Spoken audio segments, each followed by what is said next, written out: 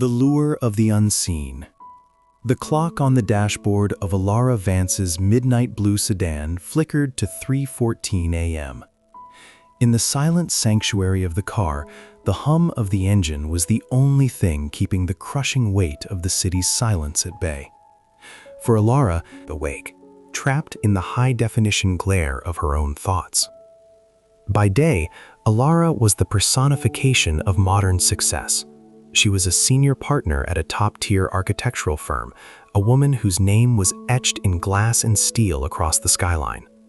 Her life was a choreographed sequence of sleek glass offices, artisanal espressos, and high-stakes boardrooms. But when the sun dipped below the horizon, the armor of her career stripped away, leaving behind a woman haunted by a phantom limb of guilt. She suffered from a chronic, stubborn insomnia, a restlessness that felt less like a lack of sleep and more like a soul refusing to close its eyes. The unease was a physical presence, a cold draft that followed her through her sprawling, minimalist penthouse.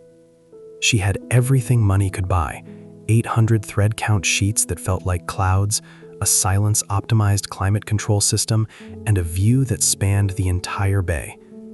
Yet she spent her nights pacing the polished hardwood floors, the echo of her own footsteps reminding her that she was the only occupant of a life built for two.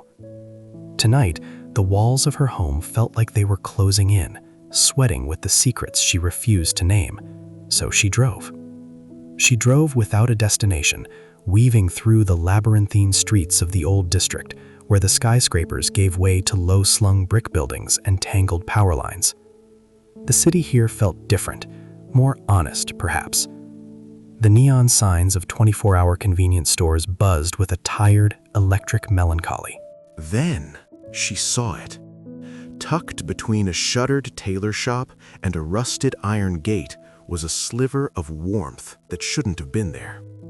It was a diner, unassuming and weathered, its wooden facade painted a deep forest green that had faded gracefully over the decades. Unlike the harsh, flickering LED lights of the surrounding blocks, this place glowed with a soft amber radiance, the kind of light that suggested a hearth fire or a sanctuary.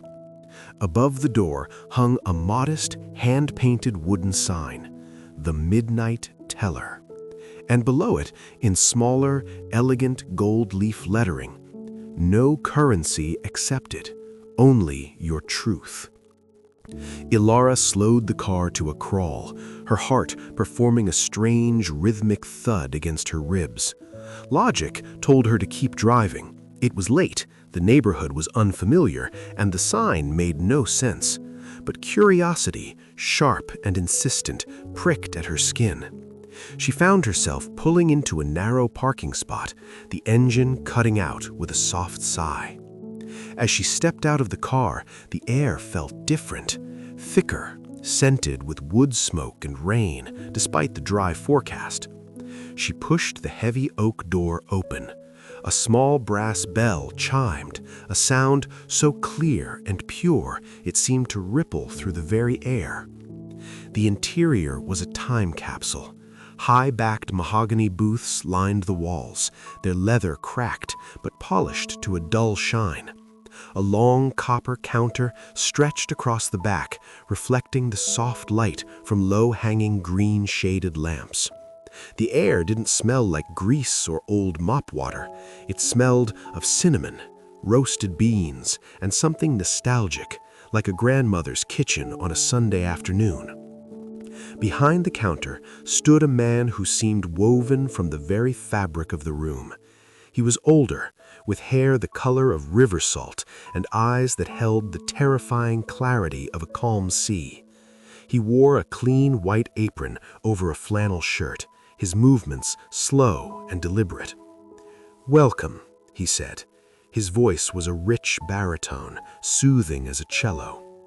"I am Silas. Please, sit anywhere you like." Elara slid into a booth near the corner, her movements stiff. She felt like an intruder in a dream. At the far end of the counter, the only other customer, a man in a frayed work jacket, his hands stained with grease, was finishing a bowl of steaming stew. Silas approached the man not with a check, but with a quiet, expectant nod. The man took a deep breath, his shoulders trembling slightly. "I haven't told anyone," he whispered, his voice cracking, "but I took the money from the register back in '94. My daughter needed the medicine, and I was desperate. I let my brother take the fall. He never knew, and he never blamed me. I've lived 40 years in a house built on his silence." The air in the diner seemed to shimmer. As the man spoke, the tension in his face began to dissolve, replaced by a raw, jagged vulnerability. Silas didn't interrupt. He didn't judge. He simply stood there, a witness to the confession. When the man finished, a profound silence settled over the room. "Your meal is paid for," Silas said softly. "The truth is a heavy coin, but it buys the only thing that lasts, a lighter heart." The man stood up, looking dazed but somehow taller, and walked out into the night without looking back. Elara felt a cold shiver race down her spine. She clutched her designer handbag as if it were a shield. Silas turned his gaze towards her, his expression unreadable but infinitely kind. He walked over and placed a simple ceramic mug of coffee and a small plate of warm buttered toast in front of her. I didn't order yet," Elara stammered, "and I don't know if I have a story worth that." Silas leaned slightly against the table, his presence grounding. "Everyone has a story, Elara. Most people just spend their lives trying to edit the ending before they've even read the beginning." Elara froze. "How do you know my name?" "The walls here have long memories," he replied enigmatically. He noticed the way her fingers white-knuckled the edge of the table, the way her eyes darted toward the door. "There is no rush. Some stories are like deep-sea fish. They only come to the surface when the water is perfectly still. Eat, rest. The payment isn't due until you're ready to let go of the weight." Elara looked down at the toast. It was simple, humble food, yet it looked more appetizing than the 5-course galas she usually attended. She took a bite. The warmth spread through her, a gentle heat that seemed to reach the icy corners of her chest. For the first time in weeks, the knot in her stomach loosened. She sat there for an hour, watching the steam rise from her cup. She watched Silas polish glasses with a rhythmic grace. For the first time since the incident years ago, the choice she had made that had severed her from her past, she didn't feel the urge to run. She felt a strange, terrifying sense of belonging. It was as if this diner existed in a fold of time specifically for the broken and the burdened. When she finally stood up to leave, her legs felt heavy, but her mind was uncharacteristically quiet. Silas was at the door, holding it open for her. "Will you see me again?" he asked. Elara looked out at the dark, desolate street, then back at the golden sanctuary behind her. The dread was still there, waiting for her in the shadows of her car, but for the first time it was joined by something else, a flicker of something she hadn't felt in a decade. "I think you will," she whispered. As she drove back toward her glass tower, the sunrise began to bleed a pale, bruised purple over the horizon. She wasn't healed, far from it, but as she watched the city wake up, she felt a pull she couldn't explain. The midnight teller was calling to the secret she had buried beneath her success, and for the first time, she realized that eventually, every secret demands to be heard. The next 3 days were a blur of high-functioning exhaustion. Elara moved through her architectural firm like a ghost haunted by its own living body.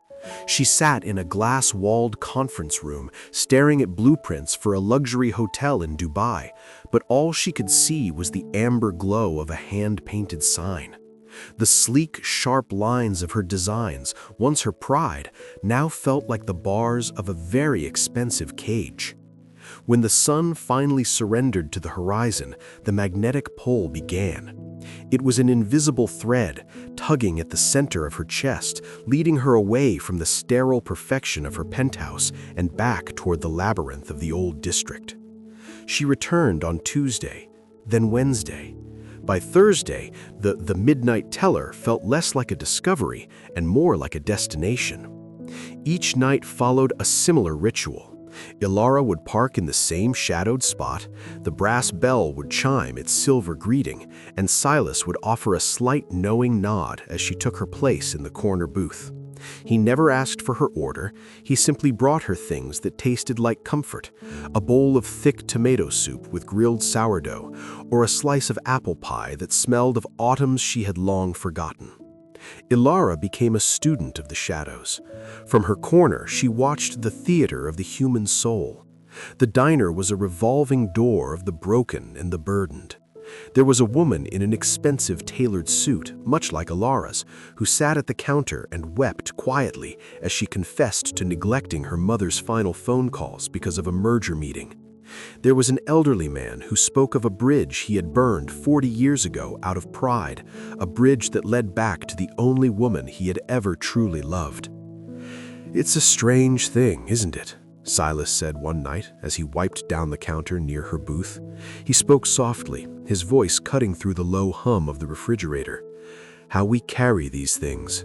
We think we are keeping secrets, but really the secrets are keeping us. They own the real estate in our minds, charging us rent in the form of peace we never get to keep." Elara traced the rim of her coffee cup. "Does everyone pay, Silas? Does anyone ever just leave?" "Oh, many leave," Silas replied, his eyes reflecting the warm lamplight. "They walk in, see the price on the sign, and turn right back around. They'd rather starve on a full stomach than be honest for an hour. But those who stay, they eventually realize that the weight of unspoken words is the only thing truly heavy enough to sink a life." He moved away before she could respond, leaving his words to settle in her mind like sediment in a glass of water. On Friday night, the air in the diner felt unusually heavy. A young man, perhaps in his late 20s, sat 2 booths down from Elara. He looked frantic, his eyes bloodshot, his fingers drumming a nervous, erratic beat on the tabletop. He wore a high-end tech company lanyard that he kept twisting around his thumb. When Silas approached, the young man didn't wait for a prompt. The words spilled out of him like water from a burst dam. "I ruined him," the man whispered, his voice shaking. "My best friend. We started the company together in a basement. We were brothers. But when the venture capitalists came, they only wanted one CEO. They wanted the face of the brand. I staged a coup. I leaked his private struggles with depression to the board. I made him look unstable so I could have the throne.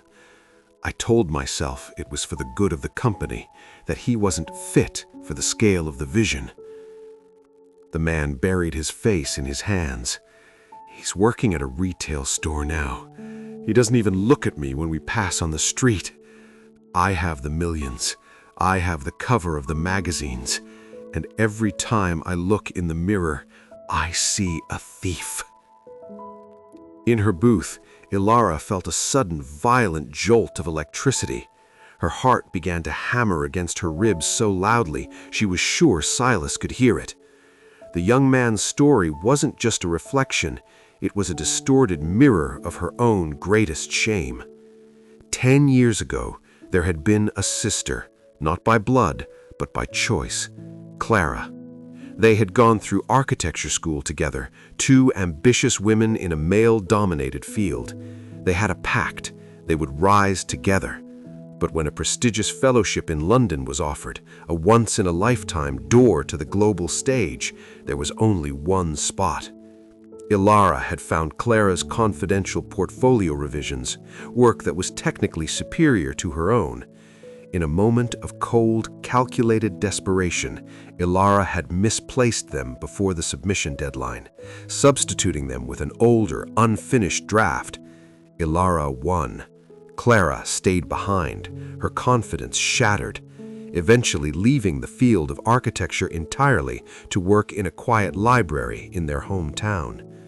Elara had built her skyscraper on the ruins of Clara's dreams. The guilt surged up in her throat, thick and acidic. She gripped the edge of the mahogany table, her knuckles turning a ghostly white. She wanted to stand up and run. She wanted to scream at the young man to stop talking, to stop making her see the ghost of the woman she used to be. She half rose from her seat, her coat already in her hand, the urge to flee overwhelming. But then she looked at Silas. He was standing by the copper counter, his gaze fixed on her. He wasn't judging, he wasn't pointing a finger. He simply looked, waiting, as if he knew the storm that was raging inside her and was offering her a port to dock in. "The truth is a terrifying thing, Elara," Silas said, though he was ostensibly talking to the young man. "Because once it's out, you can't pretend you don't know who you are anymore. But you also can't pretend you're trapped." Elara sank back into the booth. Her breath came in shallow, jagged hitches. She stayed. She forced herself to listen to the end of the young man's confession, to feel the raw ache of his regret. Inside her mind, a fierce battle erupted. One voice, the one that had served her well for a decade, screamed about her reputation, her hard-earned status, the impossibility of ever making it right. "If you tell them what you did, you lose everything," it hissed. But another voice, smaller and tired, whispered from the dark, "You've already lost everything. You're just the only one who doesn't know it yet." The yearning to unburden herself was becoming a physical ache, a pressure behind her eyes. She wanted to tell Silas. She wanted to pour the secret out onto the copper counter and see if it looked as ugly in the light as it did in the dark. As the young man left, looking as though a physical shackle had been cut from his ankle, Silas walked over to Elara's booth. He took her empty cup and replaced it with a glass of cool water. "Your eyes are very loud tonight, Elara," he said softly. "I'm afraid." Her voice was barely a thread of sound. "Fear is just the shadow cast by a truth that's trying to get into the room." He turned to go, but paused. "Remember, the Midnight Teller doesn't just take stories, it exchanges them for the air you've forgotten how to breathe." He walked away, leaving Elara alone in the amber light. Outside, the city was cold and indifferent, but here, the echoes of the night were beginning to harmonize with the secrets in her heart. She wasn't ready to speak, not yet, but for the first time in 10 years, she knew that the silence was no longer an option. The weight of a secret. The following week, the atmosphere in Elara's world shifted from a cold vacuum to a pressurized chamber. Every time she sat in her corner booth at the Midnight Teller, the sensory details of the diner, the scent of nutmeg, the low hum of the refrigerator, the rhythmic tink-tink of Silas's spoon against a ceramic mug seemed to amplify. The food was becoming harder to swallow. On Tuesday, Silas placed a bowl of creamy wild mushroom risotto before her. It was exquisite, the kind of meal that should have brought comfort, but to Elara, it tasted like a debt. Every bite felt like she was taking out a loan she had no intention of repaying. She looked at the other patrons, the ones who had already paid, and envied the way they sat with their backs straight, their eyes no longer darting to the shadows. "You're barely touching the risotto, Elara," Silas remarked as he passed by with a carafe of water. "It's wonderful, Silas, really," she lied, her voice tight. I feel like I'm stealing from you." Silas stopped, his presence as steady as an old oak tree. "In this house, the only way to steal is to keep what doesn't belong to you, and I'm not talking about the rice." He gave her a look that was neither demanding nor impatient, yet it pierced through her professional veneer. "A secret is a parasite, Elara. It eats the nourishment meant for the host." The pressure reached its boiling point on Thursday. The diner was nearly full, filled with the hushed murmurs of the midnight tribe. A woman sat at the counter, her hands trembling as she held a glass of milk. She was older, perhaps in her 60s, with the weary elegance of someone who had spent a lifetime holding things together. "I kept a letter," the woman began, her voice a fragile reed. "40 years ago, my sister's first love wrote to her from the front lines. He was coming home. He was going to ask her to marry him. But I was jealous. I was the plain one, the one no one noticed. I intercepted the letter. I burned it. She thought he had forgotten her, and he thought she had moved on. They both lived separate, lonely lives. She passed away last month, still wondering why he never came back. I held her hand as she died, and I kept that ash in my throat." The woman broke down into jagged, haunting sobs. The silence that followed was heavy, almost suffocating. Elara felt a physical pain in her chest, a sympathetic resonance that made her skin crawl. The cruelty of a small act, a letter burned, a portfolio misplaced. The mechanics were the same. The engine of success she had driven for a decade suddenly felt like it was running on the blood of someone she loved. The flashbacks hit her then, more vivid than ever. She was back in the university studio, the smell of graphite and spray adhesive thick in the air. It was 2 a.m., the night before the London Fellowship submissions. Clara had fallen asleep at her desk, her head resting on her arms, her breathing shallow and peaceful. Elara had looked at Clara's final boards. They were breathtaking. Clara had captured a fluidity of space that Elara, for all her technical prowess, could never replicate. In that moment, a dark, oily thought had surfaced. If she wins, I stay here. If I stay here, I disappear. She remembered the weight of Clara's portfolio in her hands. It was surprisingly light. She remembered the adrenaline-fueled haze as she tucked the real boards behind a row of lockers in the basement storage and replaced them with the disorganized, coffee-stained rough drafts Clara had intended to discard. The immediate aftermath had been a blur of false sympathy. When the results were announced and Clara's name wasn't even in the top 10, Elara had held her as she cried. She had whispered, "It's okay, you're still the best," while clutching the acceptance letter to London in her pocket. She had watched Clara's light go out, day by day, until the vibrant architect was replaced by a woman who spoke in whispers and apologized for taking up space. Back in the diner, the memory made Elara feel nauseous. She looked up and saw Silas watching her. He wasn't across the counter, he was standing right at the edge of her booth. "The air is getting thin in here, isn't it?" he asked softly. Elara opened her mouth, and for the first time, the secret pushed against her teeth. I did something," she whispered. Her voice was a ghost of itself, cracking like dry parchment. "I took a life, not with a weapon, but I stole the future from someone who trusted me more than anyone else in the world." She felt the weight of the words gathering, a dark tide ready to spill over. Her heart raced, a frantic bird trapped in a cage. She looked at Silas, her eyes pleading for him to stop her and to make her keep going all at once. "I was jealous," she choked out, a single tear carving a path through her makeup. "I was so afraid of being ordinary that I became a monster. Her name was Clara, and But then she caught her reflection in the darkened window of the diner. She saw the expensive silk blouse, the diamond studs in her ears, the image of the woman who had made it. The fear of losing that image, of being seen as the thief she truly was, slammed the door shut. The shame was a physical wall, cold and insurmountable. She stopped. She swallowed hard, the secret sliding back down her throat like a jagged stone. "I can't," she gasped, her hands shaking so violently she had to tuck them under her thighs. "I'm sorry. I can't say it. I'm not a good person, Silas.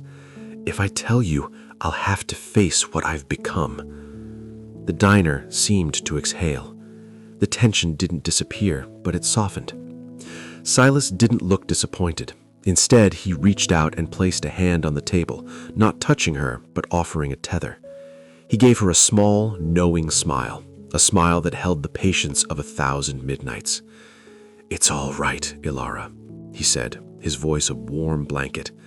"The truth isn't a predator. It doesn't need to hunt you down. It's a seed. It's just waiting for the ground to be soft enough." He stood up straight, adjusting his apron. "The story will come when it's ready, not because you're forced to tell it, but because you can no longer afford to carry it. Go home, sleep as much as the night allows. The booth will be here tomorrow."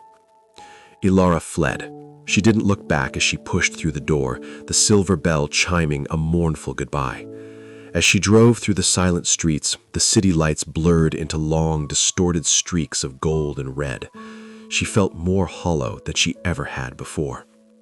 She had stood at the edge of the cliff and looked down, and though she had stepped back, she knew one thing for certain.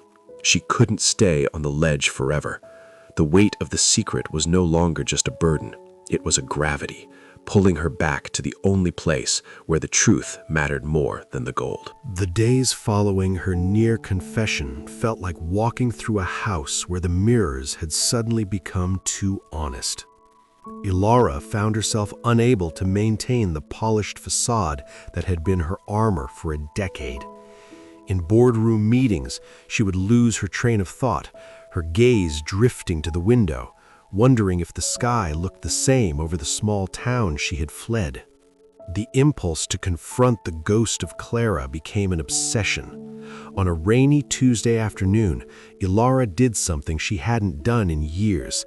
She climbed into the dusty crawl space of her penthouse storage room and pulled out a plastic bin labeled University, Years 1 through 4.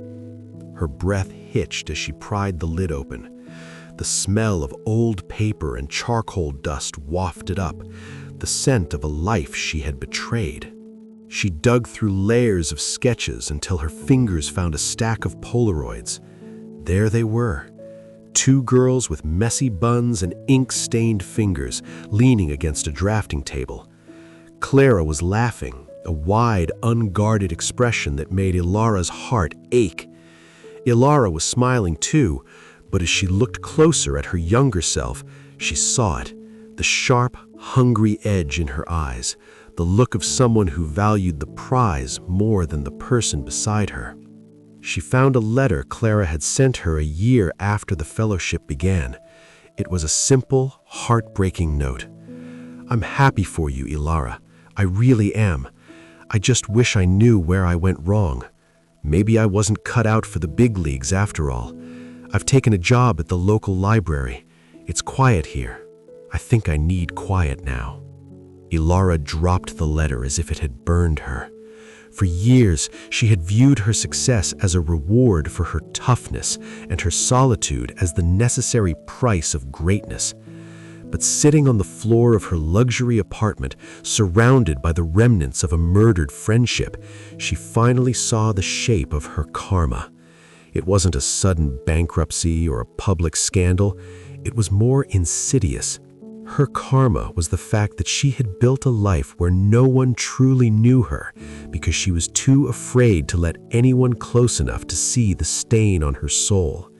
Every romantic relationship she'd sabotaged, every bridge she'd burned under the guise of professionalism was actually an act of self-isolation. She had traded a world of color and connection for a high-rise prison of glass and gold. She had won the world, but she had lost the ability to be loved because she didn't believe she was someone who deserved it. The realization was a cold, clarifying wave. She wasn't being punished by the universe. She was being hollowed out by her own choices. That night, she returned to the midnight teller, not out of habit, but out of necessity. The air outside was biting, a precursor to winter, but inside, the diner hummed with its usual golden warmth. She took her seat, but she didn't look at the menu. She watched a young woman sitting at the counter, her hair disheveled, her eyes red-rimmed. The woman was speaking to Silas, her voice barely a whisper, yet in the cathedral-like silence of the diner, every word carried. "I told him I was pregnant, and then I lied and said I lost it because I was scared he'd leave me if I kept it," the woman sobbed. "I've spent 3 years watching him mourn a child that never existed, while our real daughter is being raised by my sister in another state. I thought I was protecting our love, but every time he looks at me with that sadness in his eyes, I feel like I'm murdering him all over again. I can't breathe in my own house anymore." The woman's vulnerability was raw, ugly, and profoundly human. Elara watched as Silas reached out and placed a clean linen napkin on the counter. "The truth is like a surgeon's knife, dear," Silas said gently. "It cuts and it hurts, but it's the only way to get the rot out. You've been breathing poison for 3 years. Tonight, you start breathing air." As the woman finished her story, a strange thing happened. Her sobbing didn't just stop, it transformed. Her posture changed. The frantic, hunted look in her eyes died down into a weary but solid resolve. She looked at Silas, whispered a "thank you," and walked out into the night. She looked like someone who was finally going home to face the music, and yet she looked lighter than air. Elara felt a surge of envy so strong it tasted like copper. She wanted that lightness. She was tired of the cold silk sheets and the hollow victories. She was tired of the 3 a.m. drives and the reflection in the mirror that she didn't recognize. Silas walked over to her booth. He didn't bring food this time. He brought 2 glasses of water and sat down across from her, the first time he had ever done so. "The thread is unraveling, isn't it, Elara?" he asked.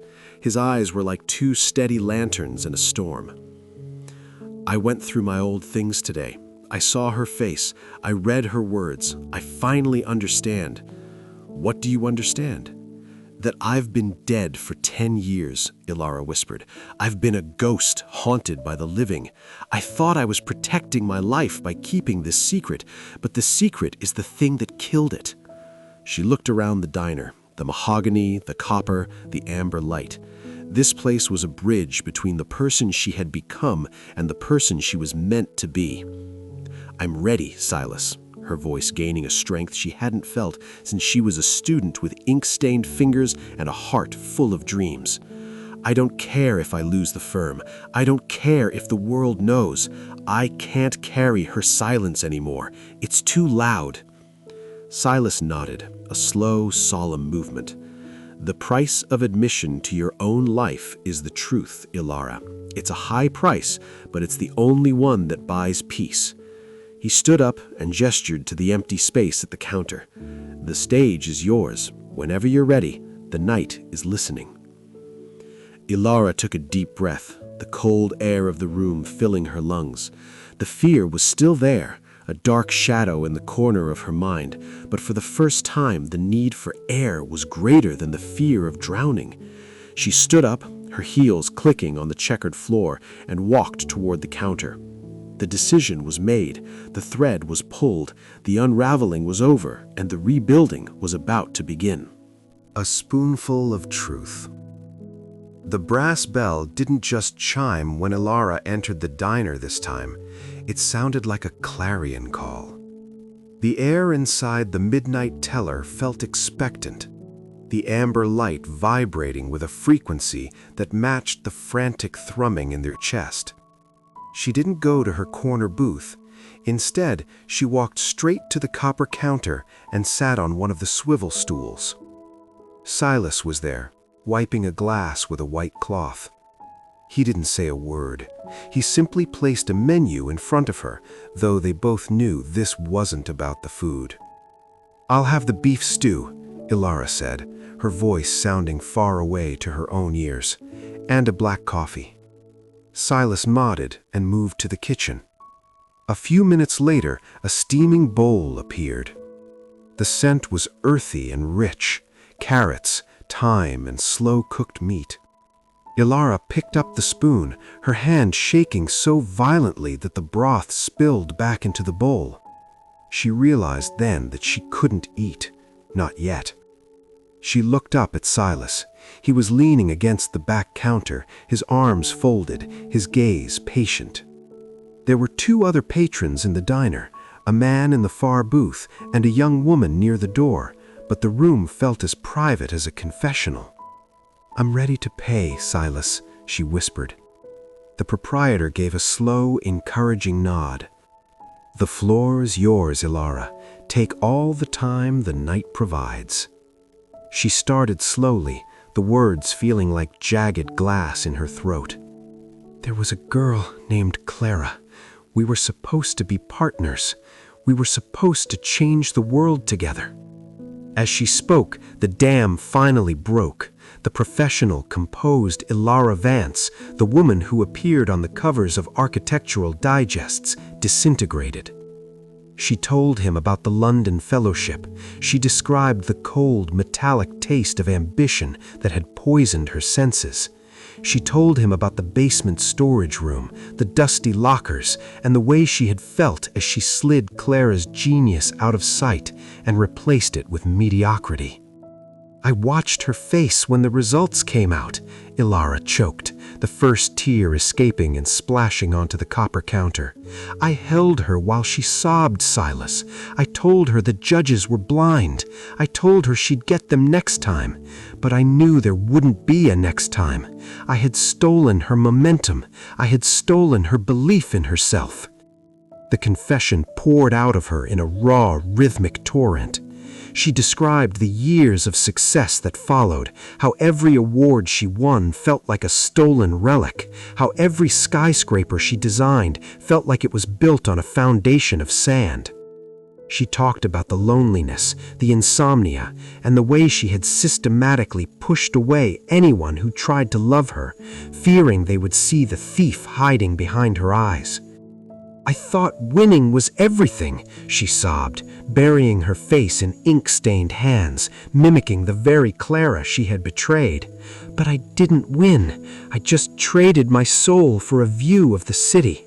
I've lived a decade in a house made of lies, and I'm so cold, Silas. I'm so tired of being cold." Throughout her story, Silas remained a pillar of quiet strength. He didn't flinch at the ugliness of her betrayal. He didn't offer platitudes. He simply held the space for her, his eyes reflecting a deep, ancient empathy. The other patrons had gone silent. The man in the far booth had lowered his head, perhaps recognizing a shadow of his own in her words. There was no judgment in the room, only the solemn communal weight of being human and flawed. When the last word finally left her lips, a profound silence settled over the diner. It wasn't the heavy, suffocating silence of a secret. It was the quiet that follows a thunderstorm. Elara sat there, her shoulders slumped, her chest heaving as she drew in long, ragged breaths. She felt raw, as if she had been flayed open, but as the seconds ticked by, a strange sensation began to spread through her limbs. It wasn't the explosive joy she had imagined. It was something much quieter, much deeper. It was lightness. For the first time in 10 years, the invisible hand that had been squeezing her heart let go. The phantom weight on her shoulders, the one that she had mistaken for the stress of her career, simply evaporated. She felt as though she were floating, finally untethered from the anchor of her own guilt. She reached for the spoon again. This time her hand was steady. She took a mouthful of the stew. The taste was transformative. It wasn't just beef and vegetables. It was the taste of honesty. It was the most delicious thing she had ever eaten, because for the first time, she wasn't an intruder at the table. She had paid the price. She had earned her place in the world again. Silas stepped forward and refilled her coffee. He waited until she had finished several bites before he spoke. Dawn's promise. The morning air outside the diner was crisp, stinging Elara's lungs in a way that felt like a baptism. As she walked to her car, the city lights no longer looked like harsh, judgmental eyes. They were merely glowing filaments of glass and gas, losing their power to the rising sun. For the first time in 10 years, the silence of the early morning didn't feel like a vacuum waiting to be filled with her regrets. It felt like a clean slate. She didn't drive back to her penthouse. Instead, she drove toward the address on the slip of paper Silas had given her, a small town 3 hours north, nestled in a valley where the fog clung to the trees like a soft memory. The drive was meditative. As the miles ticked away, Elara felt the old version of herself, the one who lived for accolades and architected walls of glass to hide a heart of stone, falling away like dead skin. She thought about the firm, her reputation, and the legalities of what she had done. Strangely, the fear was gone. If she had to resign, she would. If she had to start from the bottom, drawing floor plans for small cottages, she would do it with a smile. The skyscraper of her ego had been demolished, and for the first time, the ground beneath her felt solid. She arrived at the Willow Creek Library just as the open sign was flipped. It was a modest brick building covered in ivy. Elara's heart hammered, but it wasn't the frantic pulse of the diner. It was the steady beat of a soldier heading home. She found Clara in the children's section, shelving books with a quiet, practiced grace. Clara looked older, her hair threaded with silver, but the softness in her eyes, the quality Elara had once mistaken for weakness, was still there. "Elara?" Clara whispered, frozen with a stack of picture books in her arms. "What are you doing here?" Elara didn't offer a hug or a polished greeting. She stood among the rows of books and let the truth do the work. "I didn't come to visit, Clara. I came to confess." They sat on a park bench outside, and Elara told her everything. She didn't omit a single detail of that night in the studio. She didn't make excuses about ambition or youth. She laid the theft of the portfolio bare, a cold and ugly fact between them. The silence that followed was long. Clara looked out at the library garden, her eyes misty. "I spent a year thinking I was a failure," Clara said softly. "I thought I had hallucinated my own talent." "You were the best of us," Elara said, her voice thick with emotion, "and I was the most afraid." Clara didn't offer immediate forgiveness. Healing of that magnitude takes more than a single morning, but she did reach out and touch Elara's hand. "Knowing the truth, it doesn't give me back the 10 years, but it gives me back my mind. I don't have to wonder anymore."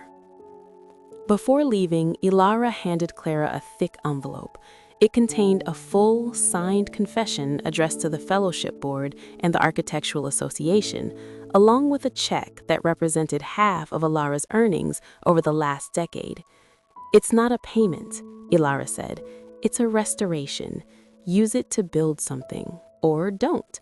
But know that the world knows the truth now." Weeks passed. The scandal in the architectural world was significant, but Elara weathered it with a strange, quiet dignity. She stepped down from her firm, sold her penthouse, and moved into a small, light-filled studio by the water. She began to draw again, not for developers, but for pleasure. Her lines were different now. They were softer, more inclusive, designed for people rather than for power. 1 month after her confession, Elara returned to the old district. The midnight air was familiar, the smell of rain and smoke wood guiding her back to the forest green facade. The brass bell chimed. The diner was exactly as she remembered. Silas was behind the copper counter, steam rising from a kettle. He looked up, and a slow, genuine smile spread across his face. "You look different, Elara," he said. "The shadows under your eyes have moved on." "I found the currency you mentioned, Silas. The walking was much harder than the talking." "It always is," Silas nodded. "But look at you. You're not a ghost anymore." Elara ordered a simple coffee and sat, soaking in the atmosphere. This time, she wasn't a silent observer hiding in the corner. She felt like a part of the tapestry. She watched as the door opened and a young man walked in. He looked exactly like she had a few weeks ago, haggard, his eyes darting, his shoulders hunched as if expecting a blow from the sky. He sat at the end of the counter, staring at the hand-painted sign about truth. He looked at Silas, then at Elara, his face a mask of hesitation and fear. Elara caught his eye. She didn't say anything, but she gave him a small, encouraging nod, a signal from one survivor to another. "It's okay," the nod said. "The water is deep, but you won't drown." She realized then that the Midnight Teller wasn't just a place to dump secrets. It was a lighthouse. It was a catalyst that forced the soul to choose between the safety of a lie and the freedom of the truth. It was a place where karma was reinterpreted not as punishment, but as an opportunity for rebalance. Elara finished her coffee, stood up, and placed a small stone on the counter, a habit some regular patrons had started, a physical token of the weights they had dropped. "I won't be back for a while, Silas," Elara said. "I know," Silas replied, wiping the counter. "The best thing about this place is that eventually people don't need it anymore." "Will you always be here?" Silas looked around the amber-lit room, his eyes reflecting the timelessness of the shadows. "As long as the night is long and the truth is heavy, the lights will be on." Elara walked out into the cool air. The sun was beginning to peek over the horizon again, but this time she didn't feel the need to rush home to hide. She stood on the sidewalk and watched the dawn break over the city. The past was a fixed point, unchangeable and scarred, but her future was a vast, open space. She took a deep breath, the air of a woman who owed the universe nothing but her honesty, and started to walk. The night was over, the debt was paid, and for the first time in her life, Elara Vance was exactly where she was supposed to be. Subscribe to join our 1,000-day journey of healing and life lessons. Tell me in the comments, what is one broken thread you are mending today? Like and share this with someone who needs a peaceful night.